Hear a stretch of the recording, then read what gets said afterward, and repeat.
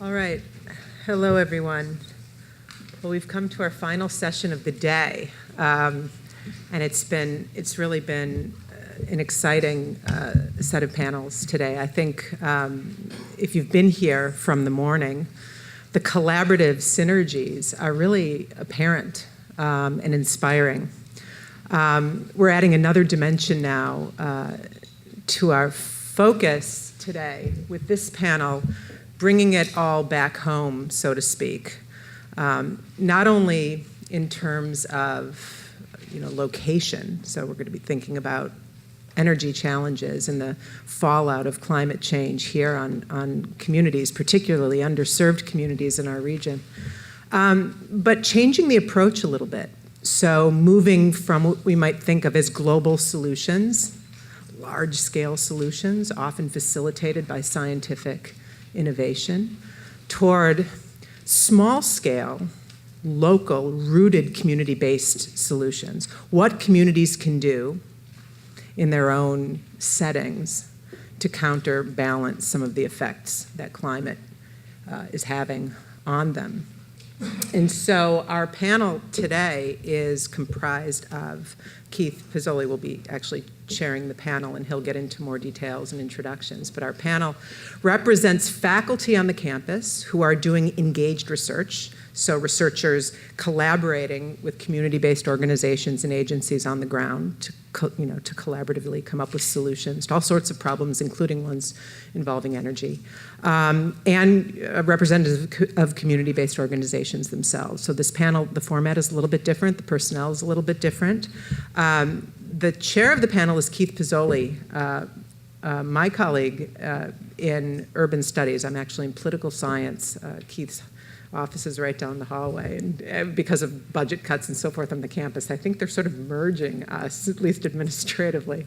But Keith has been working on the campus for over 25 years. He's now the Director of Field Operations in Urban Studies and Planning. He leads 80 undergraduate students, seniors, into the field doing internships every year to work on issues of environmental degradation, pollution, and so forth in our region, cross-border, both here and in Tijuana. And he's really a force on our campus, full of passionate energy and very inspiring for his students. And so it's a real honor that he's agreed to chair this panel. He was also recently appointed to the Good Neighbor Environmental Board, which is an independent federal advisory committee that develops recommendations to the president on U.S.-Mexico border environment and infrastructure issues. So it's a real tribute and an honor to Keith's work on our campus and in our region and bringing those entities together, the community and the university.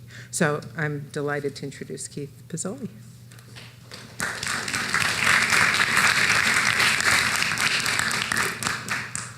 Well, first I'd like to thank the Center on Global Justice, Fana, and Jerry in particular for making this happen. Because how often do faculty get a chance to really kind of sit in on class and a learning session like this has been today? It's been extraordinary. And I love this kind of work. I love linking science to policy and planning and science to some sort of forward thinking about how we can do things differently. So when Fana first asked me to do this panel, at first, oh my God, more work, but then I leaped at the opportunity because I respect the mission of the Center on Global Justice and what they're trying to do, and this is proof in the pudding. So when I was, first of all, I consider it a privilege to be kind of doing the last panel, because we kind of get to close the show, right, and reflect some on what's preceded this extraordinary set of talks, which have been really great. But I selected these folks here, and I'm just going to run through it quickly. I'm just moderating the panel. I'm not making a formal presentation, but I do want to provide a little preamble and context. We're trying to relate the concept of climate justice to a regionalism and what we can do in our own region and what that might mean. And in thinking about that, these four people here are really some of the best and the brightest that I could think of and invite to do this. So I want to thank the panelists for coming to do this, some from off campus as well. Now, Bill, he'll go up first, And I have bios on these folks. If you wanted to track them down afterwards, approach me and I'll give you the full bio. I'm not going to go into a lot of detail on each of them. That would take us forever. But Bill and I have a working relationship in a regional coalition of groups that are trying to come together to create more of a synergy across nonprofits and the government and the university around environmental greening. We call it the Green Strategies Collective, or we struggle with the name. But he's with the Nature Conservancy Senior Project Director for the San Diego and Northern Baja region. He oversees and leads the Nature Conservancy's habitat and species conservation planning and projects, including land acquisitions, regional climate change, urban strategies. So he's got a kind of a forward-thinking way of linking biodiversity and conservation with urbanism, and understanding in a relational way how the backcountry and the urban areas are tied, joined to the hip. And you can't do good environmental planning in one without thinking about the other, and so forth. And so I'm really glad to have him here. I think what I'll do is, as we transition from one speaker to the next, that's when I'll introduce them. But just quickly, let me do it real quick now. Teddy Cruz, he's on campus. Teddy's going to inject a perspective in this that you don't just think about energy running through wires and coming out of an outlet. Energy is embodied in our human settlements. Energy is embodied in everything that we do. And so design of our human settlements and design of our habitat and so forth is a really important part of thinking about climate justice. He's a professor in visual arts, and I just, over the past years, my relationship and working, I've learned so much from Teddy. I'm really glad you're able to do this, and I look forward to hearing what you're going to say. Oscar Romo runs an organization, a nonprofit organization called Alta Terra, and he's actually one of the community partners in a big grant that we have. We've had it since 2000. It's a Superfund research program grant. I'm kind of wearing a little bit of that hat today, doing outreach. Because this grant, it's all about linking molecular biology and plant physiology to useful means around cleaning up toxic waste sites. And we've had that in place, and Oscar has been a real kind of conduit for us to link biomolecular technology, cellular bioassays that we can use to do better soil testing, to real-world kind of challenges at a watershed-based scale. He's built a science center up in Tijuana. A lot of his work is focused in a canyon in Tijuana. And because of the south to north tilt of the land, a lot of what happens in Tijuana actually comes through that canyon, across the U.S.-Mexico border, into the Tijuana estuary, out into the coastal land, including young dead children that get washed away in floods and things. Talk about climate justice, right? The most vulnerable. Mary and others made a real clear point that I think Fana made this point very eloquently, that we live within 30 miles of a climate justice vulnerable community impact zone. And recently, I was 3 children that got washed away. But there's all sorts of stuff. So Oscar is great. And then Jennifer, works for a company. It's a B corporation, which is got a kind of ramps up the social responsibility, socially responsible investing kind of consciousness. It's called Source Intelligence, and it's an awesome company. And we linked up with Source Intelligence to do carbon footprint analysis of locally sourced oranges to be able to use science to bolster the case for more of a regional economy. So now what I'd like to do before I turn it over to the speakers is I have 2 slides that I want to share with you. 2 slides. The next one, this one's okay. The next one's a little bit dicey, so I'll warn you before I switch to it. So if you're squeamish or can be easily offended, be forewarned. And I don't want anybody on the panel to get blamed for my showing that one either. Fana said I could blame her. She forced me to show it. There you go. I won't go that far. So this slide here, I think one of the themes that are coming out across this session is that this question of, is capitalism sustainable? And if you look at this, we're kind of severing ourselves from our roots in a way. And I love this term Anthropocene that Paul Crutzen popularized in 2000. Anthropocene, currently geologists say that we're in the Holocene, which means entirely recent epoch, which began about 12,000 years ago. But now, because humanity has become such a large-scale bio-geophysical force on the face of the planet, these geologists are saying, ooh, maybe this might be a new epoch. And so they coined this term Anthropocene, and I do believe they're going to be voting on whether to actually make that part of the vernacular so very soon. It's coming up. So there's a stark reality. And we humans, and I just got a little bit of a little clip here that I'd like to share with you. We humans are a yeasty growth machine, liquidating the Earth's storehouse of environmental low entropy. That is, the Earth's battery, in the form of fossil fuels in particular, but also other forms of energy embodied in ecosystems, natural resources, and even the diversity, I would argue, of historical cultural legacy as embodied in the human capital of traditional tribal lifeways. In this process, we are alienating ourselves from one another and the land. Hence, this is a lithograph that's on the cover of a book. Is Capitalism Sustainable? Now, I'm going to switch to the next slide, which is I guess some sort of earth beast devil devouring the Earth's resources and literally defecating with rocket force single-family detached dwelling units out his ass. So it's like, now you may say, well, and so we got this freeway heading off further into the landscape with this energy-intensive, low-density urban sprawl, which is problematic. Now you may say, well, where on earth did I get that? That's a painting about that size hanging in Duncan McFetrid's camp in Descanso.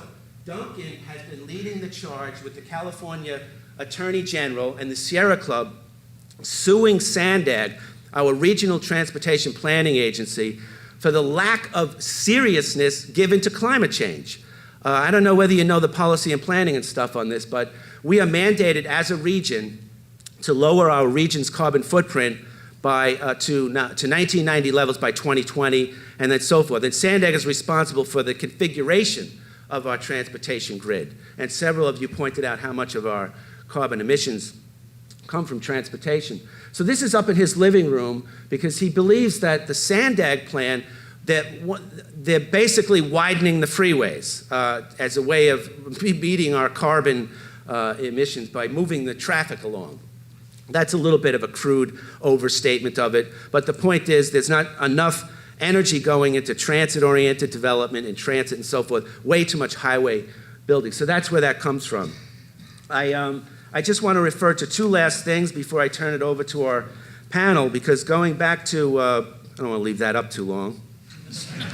Going back to the serious stuff, bioregionalism, we don't have enough time to really get into what that is, but I dare say we do have, in the preparation for this panel, we met and kind of sculpted a sort of climate change manifesto, and we've been talking about what bioregionalism is, and I don't want to hold anybody there accountable to this stuff as well, but we are moving in the direction of generating what we call rooted theory, an alternative. I think one of the things that we need to be doing, and which is clear, is coming up with an alternative, actionable vision for what we mean by progress for the 21st century. And arguably, rooted community, rooted theory, bioregionalism, I would suggest anyway, that this offers an alternative narrative. Now, bioregionalism is a social movement and action-oriented field of study focused on enabling human communities to live, work, eat, and play sustainably within Earth's dynamic web of life. At the heart of the matter is this core guiding principle. And for me, as my background is in urban and regional planning, for me, this is something that really needs to resonate.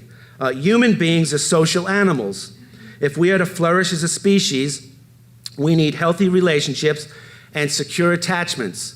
Both of those are mouthfuls with gigantic literatures behind them, right? Healthy relationships and secure attachments with one another, and, in capital letters, and with the land, waters, habitat, plants, and animals upon which we depend. Now, unfortunately, that kind of connectivity to the land is being severed.